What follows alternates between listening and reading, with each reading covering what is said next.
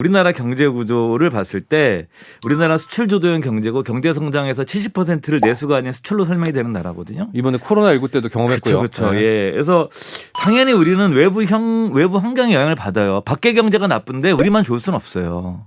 그러니까 영향을 받는 건데 그러다 보니까 우리가 어떤 경제 위기나 어떤 것이 왔을 때 높은 변동성을 보여요. 다른 나라 문제가 생겼을 때. 그래서 우리가 뭐 2008년 금융위기라든가 뭐 코로나 이런 사태가 터졌을 때 주가가 폭락하게 되면서 뭐가 오르냐 그러면 이게 폭락기마다 달러가 올라요. 항상 교과서적으로. 예. 그래서 여러분들이 뭐냐면은 숙명적으로 우리는 내 투자에 있어서 환율을 생각하지 않으면 안 되는 나라다. 달러를 생각하지 않으면 안 되는 나라다. 그래서 분산 투자의 관점에서도 그래서 여러분들이 저는 달러로 된 자산을 가지고 있어야 된다고 보는 사람이에요. 그래서 그게 뭐 숙명이다. 숙명이다. 103.5 FM 돈을 이해하는 시간 정철진의 목돈연구소.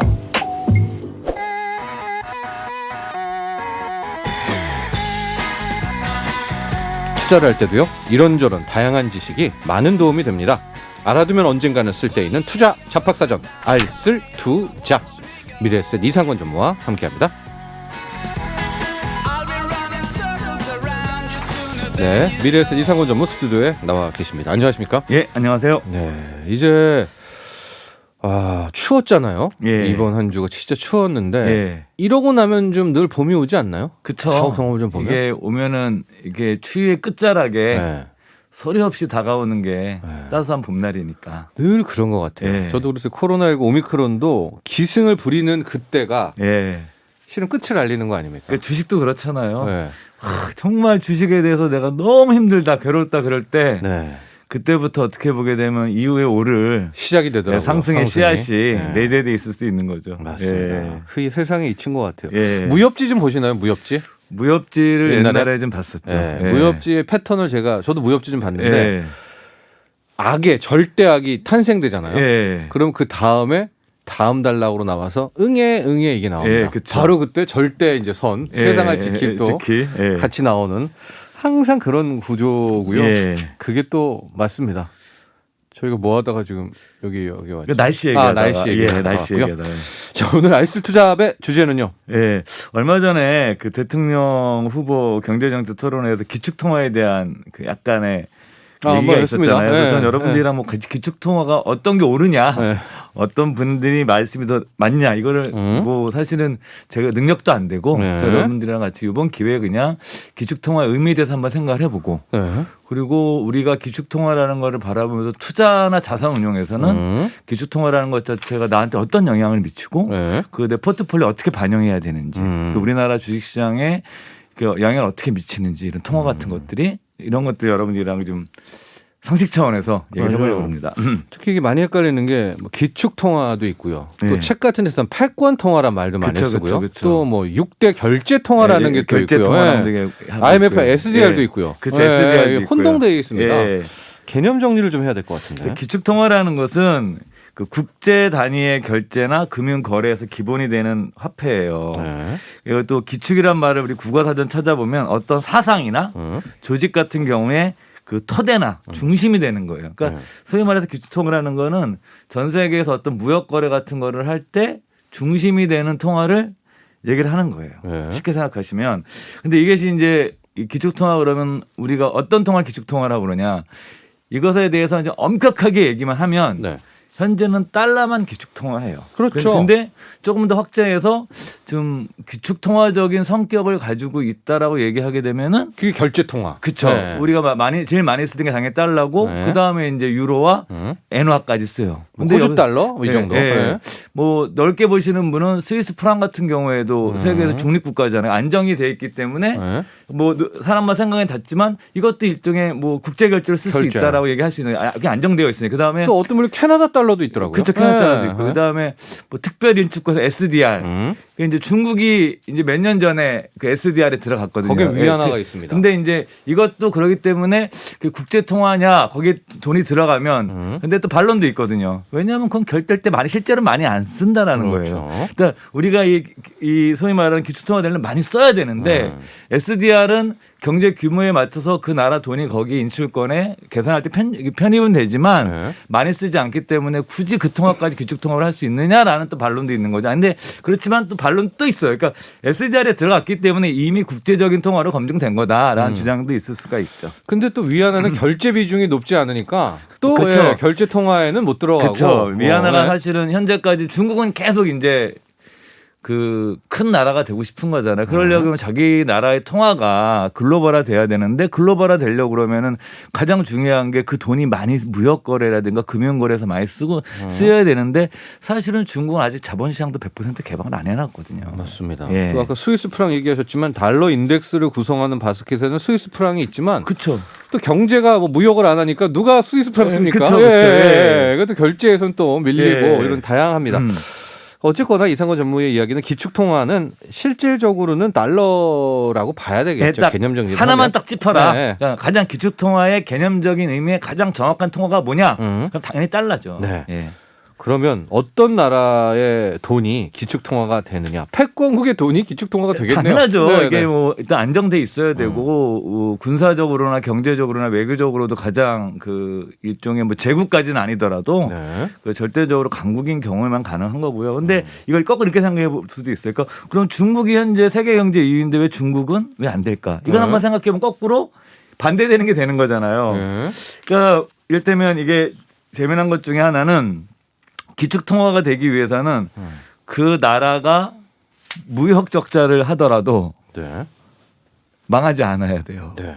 그럼 믿음이 있어야 된다는 그렇죠. 거죠. 네. 그러니까 미국이 세계에서 가장 많이 수출하는 게 뭘까요? 돈이죠. 그렇죠. 네. 달러예요. 그러니까 다른 나라들은 그 필요한 달러를 뭐로 갖고 있냐 그러면 자기 나라들이 딱 위기가 왔을 때 야, 너희들이 뭐 가지고 있어? 그 외환보유고예요. 그럼 외환보유를 뭐로 가지고 있느냐? 거의 다 달러로 갖고 있고 네. 두 번째가 금으로 가지고 있어요. 예. 그럼 전 세계에서 금을 가장 많이 가지고 있는 나라가 어떤 나라일까요? 미국이겠죠. 미국이에요. 네. 그리고 또 달러는 어떻게 돼요? 네. 찍어내기만 하면 돼요. 그래서 자기 나라의 무역 적자라든가 이런 적자를 해서 다른 나라에 자기 돈을 뿌릴 수가 있어야 돼. 이걸 이제 트리핀 딜레마라고 그래요. 네. 그러니까 경제학자들이 하는 얘기 중에 하나인데 네. 이게 이렇게 가능한 이유는 미국이 엄청난 무역 적자를 내주거든요. 근데 다른 나라들이 이렇게 무역 적자를 내면 견딜 수 있을까? 오히려 망하고 그 나라를 그쵸. 이제 의심하겠죠. 예. 많은 투자자들이. 그 이런 감안할 수 있어야 되는데 단순하게 중국은 세계 최대 무역 흑자국이에요. 예. 그러니까 이 생각해 보게 되면 중국의 자기가 재정을 적자를 내서 자기 통화를 전 세계를 뿌릴 수 있는 능력이 돼야 되는데 안 되는 거죠. 그러니까 네. 이런 위기적인 상황을 국가가 시스템으로 견뎌낼 수 있지 않으면 네. 그 나라의 통화가 글로벌화 될 수가 없고 거래가 될 수 없고 또 이게 외교적인 것도 굉장히 중요한데 우리나라 같은 경우에는 100% 석유를 수입하잖아요. 예를 들어서 네, 네. 수입하게 돼 우리나라는 그 외부의 다른 나라의 석유값에 경제에 미치는 영향이 100% 그냥 와요. 그래서 그 경제 시스템이 굉장히 에너지 효율화되는 것이 한국 사회의 관건이라고 생각하는데 앞으로도 1970년대에 사우디가 이제 그 소위 말해서 세계 최대 산유국 등장을 할 때 네. 어떻게 했느냐?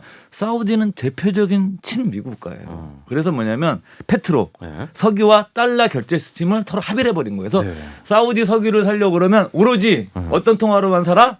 달러로만 네. 살아. 그럼 우리가 살려고 그러면 원화 갖고 와서 못 사는 거예요. 네. 이렇게 이건 뭐냐면 이런 면들은 어떤 국가의 외교적인 노하 패권적인 이런 부분도 이제 기축통화에는 게 반영이 되어 있는 거죠. 네. 단순하게 경제 영역뿐만이 아니라. 실제로 미국의 이 빚이요. 예. 30조 달러잖아요. 법정 채무 한도가. 예. 뭐 많이 빚쟁입니다. 빚공화국이에요. 그죠. 예. 뭐 빚쟁이국이에요. 3경이 넘는데도 우리가 뭐라고 말을 못 하잖아요. 말을 못 하죠. 예. 하고 지금도 위기 때마다 저는 달러를 찾으려고 하고. 저희 직원들 얘기하면서 그랬었거든요. 2008년도에 처음 미국 금융위기 왔을 때 야, 쟤네는 지들이 사고 쳐놓고 네.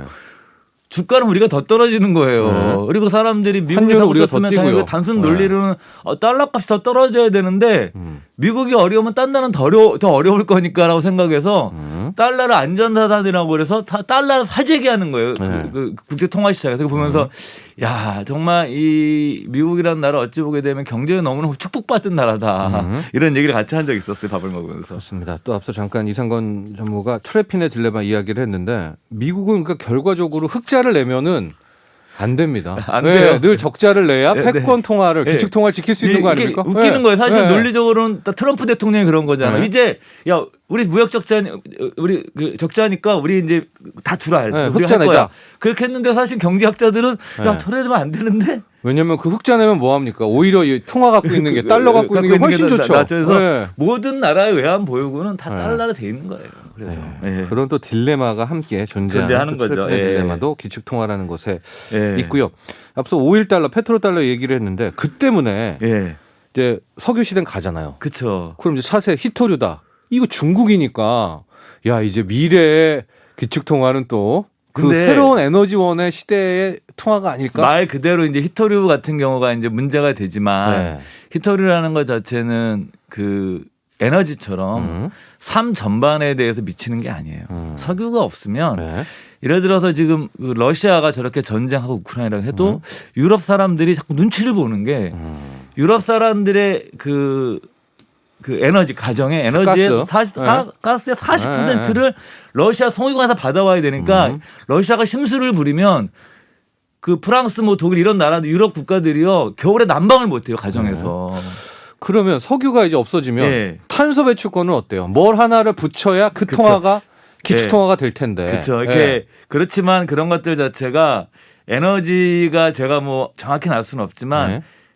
그 에너지에서 석유를 쓴 것은 에너지 사용의 혁명적인 변화예요. 그러니까 지금 현재 석유를 대체할 정도의 친환경적인 에너지는 반드시 가야 되지만 나와야죠. 예, 나와야 되지만 그것이 뭐 어마어마한 속도로 석유를 석탄에서 석유로 넘어올 때 한 번에 엎어버리듯이 네. 저는 그렇게 보진 않아요. 이거는 굉장히 서서히 노력을 해서 하는 거지 석탄에서 석유로 넘어올 때는 가격도 좋고요. 너무 효율이 좋은 거예요. 그러니까 아직도 5일 달러, 그렇죠. 페트로 달러는 살아있다. 그렇죠. 네. 그게 쉽게 해서 저는 뭐 그 친환경적인 정책을 반대하는 사람이 아니라 네. 우리가 그 석유가 에너지로서 등장하면서 산업 구조를 바꿔놓은 저희 아주 혁명적인 변화가 친환경적으로 금방 오진 않는다라는 거예요. 그럼 많은 노력이 필요하고 투자가 필요한 거죠. 예.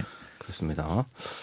여러분도 뭐 아시는 분은 아시겠지만 지금은 석유 거래를 하려면 무조건 달러로만 그쵸, 해야 그쵸. 됩니다. 예. 그래서 진짜 달러도 연명을 한다 이렇게 좀 예. 지적하는 분들도 있는데 기술통화 관련해서 우리가 투자자들이 생각할 점은 뭡니까? 전에도 한번 이런 얘기를 좀 말씀 많이 드렸는데 저는 세 가지 정도를 생각해 봐야 돼요. 우리나라 경제 구조를 봤을 때 우리나라 수출 주도형 경제고 경제 성장에서 70%를 내수가 아닌 수출로 설명이 되는 나라거든요. 이번에 코로나19 때도 경험했고요. 그렇죠. 네. 예. 그래서 당연히 우리는 외부 환경의 영향을 받아요. 밖의 경제가 나쁜데 우리만 좋을 수는 없어요. 그러니까 영향을 받는 건데 그러다 보니까 우리가 어떤 경제 위기나 어떤 것이 왔을 때 높은 변동성을 보여요. 다른 나라 문제가 생겼을 때. 그래서 우리가 뭐 2008년 금융위기라든가 뭐 코로나 이런 사태가 터졌을 때 주가가 폭락하게 되면서 뭐가 오르냐 그러면 이게 폭락기마다 달러가 올라요. 항상. 항상 교과서적으로. 예. 그래서 여러분들이 뭐냐면은 숙명적으로 우리는 내 투자에 있어서 환율을 생각하지 않으면 안 되는 나라다. 달러를 생각하지 않으면 안 되는 나라다. 그래서 분산 투자의 관점에서도 그래서 여러분들이 저는 달러로 된 자산을 가지고 있어야 된다고 보는 사람이에요. 그래서 그게 뭐 숙명이다. 숙명이다. 그리고 세 번째는 이런 변동성과 더불어서 우리나라의 주식시장에서 그 문제 중에 하나 미국은 이제 워렌 버핏 같은 사람들은 S&P 500을 사는 인덱스를 사라고 그러잖아요. 네. ETF. 예, 우리나라는 저는 사실 인덱스를 사는 게 맞을까 이런 고민을 진짜 많이 했었어요. 우리 코스피의 200의 인덱스 예. 왜요? 왜? 근데 예. 저는 지금은 아니에요. 왜냐면 우리가 1980년대 100으로 시작해가지고 지금 한 27배 정도 올랐거든요. 네. 그러니까 80년대 40년 동안 27배 정도 올라왔는데 지수만 넣고 보게 되면 경제 성장한 걸 보세요. 네. 80년대에서 지금이 뭐 30배 100배 이상이죠. 그렇죠. 네. 그러니까 논리적으로는 그만큼 성장을 해서 기업들이 이익이 늘면 네. 당연히 그것이 주가에 수렴이 돼야 되는데 괴리가 생기는 나라예요 이게. 이것을 이제 설명하는 여러 가지 이유 중에 뭐 지정학적 리스크도 얘기를 하고 최근에 주주 환원율이라고 그래서 자사주나 배당으로 주는 기업들이 주는 주주 환원율이 한국이 30%대밖에 네, 뭐 안 증시 돼요. 문화 이런 것도 지적을 하는데 네, 우리나라와 가장 비슷한 이 국가가 대만이거든요. 예. 대만 같은 경우도 주주 환원율이 60% 되는 거예요. 기업이 이익을 내면 예. 그 이익의 60%는 자사주 소각하거나 배당을 주는 거예요. 근데 변동성은 높고 주주 환원율은 낮고 또 여기에 이 통화 자체가 달러와 연계되어 있는 이런 나라라는 거에서 우리는 투자를 하고 있는 거예요. 그래서 우리가 예. 미국만큼 그러니까 즉 패권국 기축 통화만큼 제값을 못 받는다. 그쵸. 숙명이다. 예. 그러면 아까 달러 자산을 보유해야 된다고 했는데 예. 우리보다는 이게 손자 뭐 정신식 투자다. S&P 500 ETF입니까 그럼? 그 저는 주식이든 부동산이든 우리가 달러 채권이 됐든 미국 네. 채권도 지금 국내에서 거래할 수 있거든요. 네. ETF로. 그러니까 그래서 뭐냐면 똑같은 거예요. 뭐 네. 달러 예금도 있고 달러 적금도 있고 그다음에 뭐 주식 살 수도 있고 그다음에 펀드에 가입하실 때 달러 베이스로 가입하실 수 있고 해지하지 않고 네. 살 수 그다음에 부동산도 살 수 있죠. 리츠로요. 달러로. 그러니까 이렇게 달러로 된 자산을 내 성향에 따라서 네. 아, 나는 뭐 너무너무 보수적이야. 네. 그러면 뭘 사야 되냐면 달러 예금하시거나 더 좋은 건 미국 국채 사는 거예요. 지금 제로 금리로 그렇게 오래 있었는데. 그러니까 이제 그래도 왜냐면 이제 좀 오른다지만. 이거 내가 뭐냐면 네. 리스크 관리 차원에서 하는 아. 거죠. 그래서 뭐 그러니까 어차피 이자는 나오니까 그게 달러니까 결국. 달러 네. 채권을 사면 네. 우리나라 국채 산 거랑 똑같아요. 네. 채권 사면 이자 받거든요. 그런데 그건 달러니까. 네, 달러로 갖고 있다가 달러 갖고 있는 거죠. 주가 떨어지면 환율 때문에 이게 올라가요. 이런 식으로 분산해서 그 제가 알지만 일부 그 투자하시는 전문가 중에는 네. 그런 얘기를 해요. 국내 주식 중에 외국 자산과 가장 연계가 높은 거는 그 단기 미국 채권. 단기물. 예, 단기물을 포트폴리오에 넣어놓는 것이 음. 자기가 뭐 과거 시뮬레이션 해보면 네. 가장 그게 반대로 움직인다는 거죠. 예. 근데 이제 만에 하나요. 만에 하나입니다. 미국의 시대가 마치 영국이 패권국에서 내려오는 것처럼 예. 미국도 끝이 올 거 아니겠습니까? 패권에서. 아, 저도 이제 그걸 가지고 2008년도 그러니까 지금 파운드 보면은 이러잖아요. 그쵸. 그러니까 달러도 그럴 운명이라면 야 지금부터 내 손자 내 아이 막 20년 30년을 달러 자산을 적립하는 게 또 맞을까? 2008년도에 금융위기가 네. 왔을 때 정말 미국을 중심으로 한 시스템. 그러니까 미국이 세계 최고의 패권 국가가 된 게 1차 세계대전 끝나고 그리고 실제로 완성이 되는 게 2차 세계대전부터 본격적으로 된 거예요. 엄밀하게 얘기하면. 그리고 이것이 이제 2008년도 금융위기가 왔을 때 미국이 자랑하는 어떤 시스템이 금융산업을 지렛대로 해서 상당히 많은 걸 지배를 하거든요. 네. 글로벌하게. 네. 과연 이 시스템이 깨져서 이제는 미국의 패권이 저무는 게 아니냐 이런 논란을 저희 모임에서 그렇죠. 진짜 모임할 때마다 엄청난 토론을 했었어요. 미국의 시대는 영원한가 이런 네, 거죠. 했었는데 이거 사실은 알 수는 없죠. 제가 미래학자다. 근데 개인적인 생각으로는 저희 살아생전에는 진짜? 우리 뭐 저 아이들이 세상 모르겠는데 일단 우리가 살아있는 동안에는 네. 안 맡길 것 같아요. 뭐 예를 들어서 인구 문제 같은 거거든요. 네. 왜냐하면 지금 지금 우리는 순감하고 있습니다. 예. 작년부터. 그 순간하고 네. 있고 지금 중국도 지금 시작도 안 했어요. 네. 고령화가. 네. 이건 반드시 깨져요. 그러니까 네. 인구 관련 데이터를 이렇게 보고 있으면 제가 저 연구소 한때 은퇴 연구소였으니까 인구 문제에 대해서 가장 완벽하게 해법을 가진 나라가 있어요. 싱가포르? 어디? 미국이에요. 미국이요? 미국은 인력이 필요하면은요. 네. 전 세계에서 똑똑한 지능과 기술을 가진 사람들을 이민을 받아버려요. 네. 간단해요. 예. 원래 이민자의 나라고. 예. 그러니까 사실은 일본도 고령화 때문에 이민자를 많이 받아들이려고 막 노력을 했는데 일본이 폐쇄적이잖아요. 잘 안 됐어요. 근데 그래서 미국이 예. 앞으로 힘이 있다. 가장 큰 변수 중 하나가 저는 인구 구조라고 보는데 네. 인구 고령화나 인구 위기에 대해서 네. 가장 탄력적인 대처가 가능한 나라예요.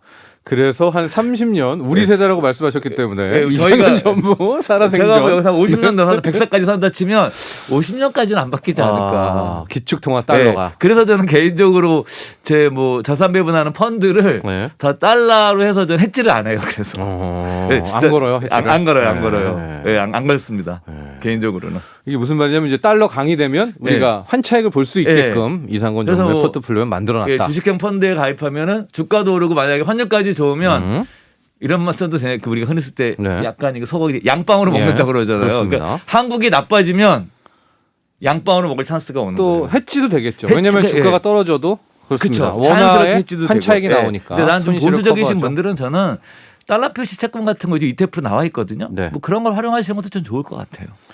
좋습니다. 네.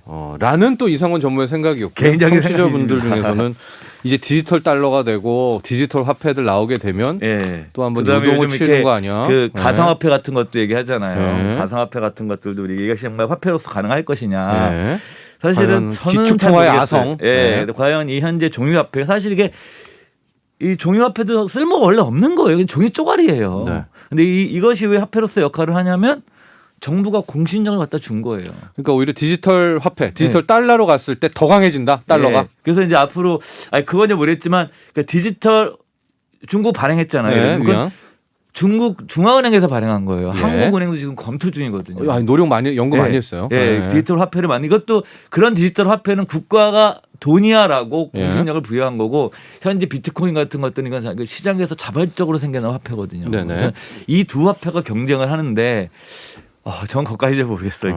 이 가상화폐의 믿음을 찾는 아니, 사람인지. 그때도 달러라는 거 아니에요. 디지털 달러. 그렇죠, 예, 그렇죠. 그 시절을 예, 가도. 저는 뭐 아직까지는 저희 살아생전에는 라는 생각이었고요. 예. 여러분들은 기축 통화를 한번 잘 생각해 보시고 예. 우리나라도 결제 통화라도 그렇죠. 되면 예, 좋죠. 이거는 들어가야죠. 사실 바래야 돼요. 네. 그러면 여러분들 여행 가실 때 굳이 환전 안 너무 하셔도 편하고요. 환전 네. 안 해도 되는 거거든요. 우리나라 돈을 많이 쓰게 되면 얼마나 좋아요. 그래서 막 환전 수수료도 막 맞습니다. 내야 되잖아 네. 이중으로. 예. 그때는 좀 빚이 많아도 예. 또 버팁니다. 왜냐면 예, 우리 결제 그러니까요. 통화가 된다면요. 예, 자, 오늘 여기까지 하죠. 감사합니다. 예, 감사합니다. 알쓸 투잡 미래에셋 이상건 전무와 함께했습니다. 나도 부자 되고 싶어서 라디오를 켰어. 정확하고 철저한 정철진의 목돈 연구소.